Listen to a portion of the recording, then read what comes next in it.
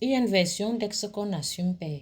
Il y a certaines personnes qui pensent que, comme vous avez partagé un flirt ensemble, vous êtes sortis ensemble dans les années 1900, ouais, et qu'on va vous assumer. Non, il y a les gens ici qui ne vont pas vous assumer, ni aujourd'hui, ni demain, ni devant les gens, ni hors, c'est-à-dire, ni inboxé. Il y a des gens qui ne vont pas vous assumer. Oui, c'est comme ça. Surtout, il y a une catégorie d'ex là. Eux, ils ne sont pas passés à autre chose. Ils sont vénères, prêts à saboter, prêts à te détruire. Oui, ma chérie ou mon frère, quand tu t'en rends compte qu'en face de toi, tu as un psychopathe ou une psychopathe, ne l'assume pas, tu assumes quoi? Il y a des gens que tu ne vas jamais assumer. Donc, il y a des erreurs de parcours. Je suis sincèrement désolée de vous le dire. Ça dépend aussi de ce que tu as fait à la personne. Parce qu'il y a certaines personnes qui ne connaissent pas ce qu'on appelle la loyauté. Cela ne donne donc pas aussi le courage à X ou à Y d'aller saboter l'autre. Si tu as un ex qui est fou, tu le bloques de partout, tu passes à autre chose.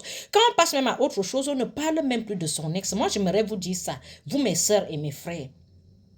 Parce que c'est la personne qui prend toujours le temps de raconter, de rabaisser, d'insulter l'autre, qui n'est pas vraiment passé à autre chose.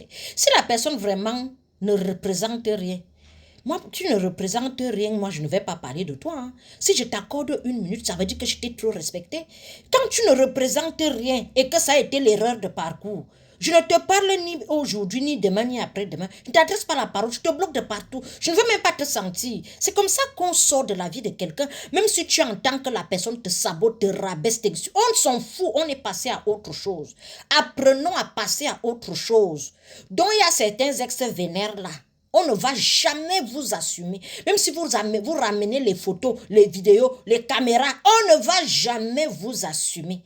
On vous demande de chercher l'argent, de glow up, de fonder une famille, de passer à autre chose, vous ne voulez pas. Vous êtes seulement en caliche fouson sur vos ex. Tu dois raconter à tout le monde comment tu es sorti avec telle personne. Et quand la personne donc nie qu'on ne te connaît pas, tu t'énerves pourquoi? Et une vie, c'est-à-dire fais ta vie, essaye de te reconstruire, essaye de passer à autre chose. Respectez les gens qui sont passés à autre chose. Tu vas faire le sabotage à la fille de tout, la femme de tout. Si elle est déjà mariée, on fait comment? Tu vas faire le sabotage au monsieur d'autrui. S'il est déjà marié, on fait comment?